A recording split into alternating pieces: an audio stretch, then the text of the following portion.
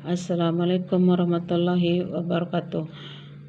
Perkenalkan, nama saya Baik Mulia Chandra, NIM 2240060 Terima kasih saya ucapkan kepada Bapak atas waktu yang diberikan kepada saya. Saya akan mempresentasikan makalah berjudul Kekuasaan Kehakiman dan Badan Peradilan di Indonesia.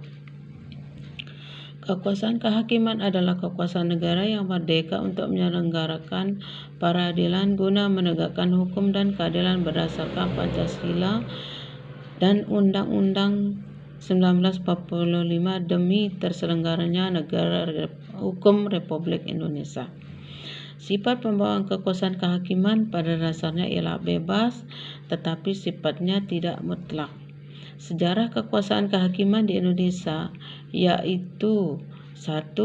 Keadaan era Orde Lama, mencakup pengorganisasian atau lembaga atau hubungan kekuasaan eksklusif atau prinsip kekuasaan kehakiman merdeka, artinya berlaku hanya pada fungsi peradilannya. 2. Keadaan era Orde Baru, menegakkan kehidupan yang konstitusional atau melaksanakan Pancasila dan Undang-Undang 1945 murni dan konsekuen. 3. Keadaan pasca reformasi, perubahan atas Undang-Undang Republik Nomor 14 Tahun 1970 tentang ketentuan-ketentuan dan pokok kekuasaan kehakiman secara organisatoris atau administratif dan finansial berada di bawah kekuasaan Mahkamah Agung. Mahkamah Agung merupakan pengadilan negara tertinggi dari keempat lingkungan peradilan. 4 lingkungan peradilan yaitu 1. Peradilan umum, peradilan agama, peradilan militer, dan peradilan tata usaha negara. Peradilan umum adalah salah satu pelaku kekuasaan kehakiman bagi rakyat pencari keadilan pada umumnya, seperti pengadilan negeri, pengadilan tinggi, Mahkamah Agung. Pengadilan agama adalah peradilan bagi orang-orang yang beragama Islam menyelesaikan perkara di tingkat pertama antara penganut agama Islam. Peradilan militer merupakan kekuasaan kehakiman di lingkungan angkatan bersenjata untuk menegakkan hukum dan keadilan dengan memperhatikan kepentingan penyelenggaraan pertahanan keamanan negara. Peradilan tata usaha negara, administrasi negara yang melaksanakan fungsi untuk menyelenggarakan usulan pemerintah baik di pusat maupun daerah.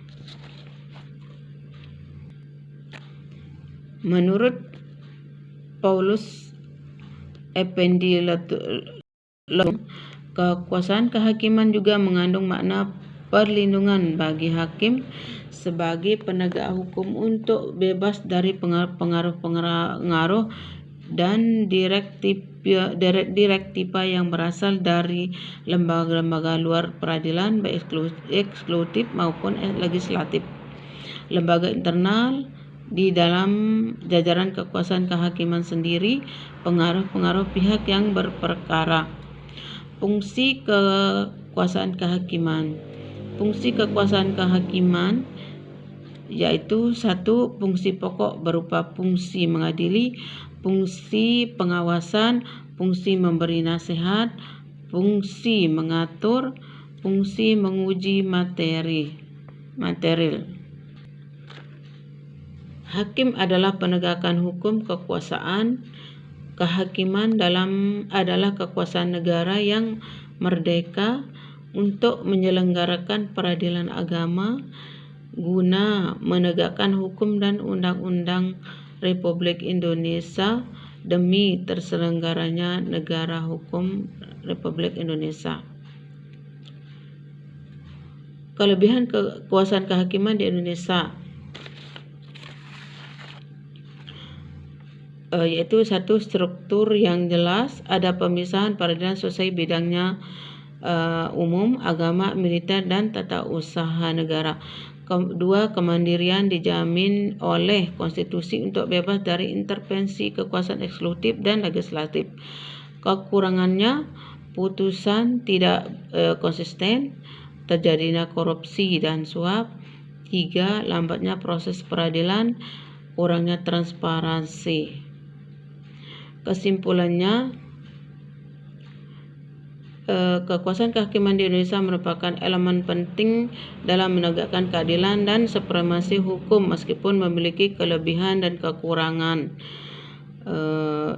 Demikian makalah yang dapat saya sampaikan, lebih kurangnya mohon maaf. Billahi taufiq wal hidayah. Wassalamualaikum warahmatullahi wabarakatuh.